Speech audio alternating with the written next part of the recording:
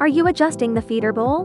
What's wrong? After watching video teaching us how to use the remote speed adjustment function of SDVC31, some customers have left some messages. If PLC is used, can the remote speed adjustment function also be realized? Sure. Next, I will use this multi-function signal generator to simulate the PLC method and control the output current size through the multi-function signal generator to realize the remote speed adjustment function of SDVC31. The analog PLC end is connected in sequence according to the method in the figure, and then adjust the current parameters of the multi-function signal transmitter.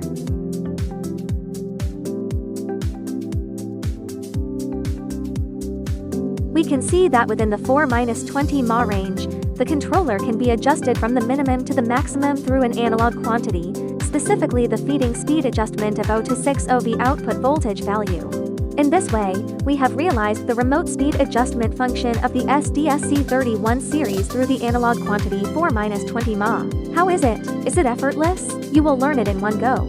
Follow Ms. Wang and learn more about the vibratory feeder controller for the first time.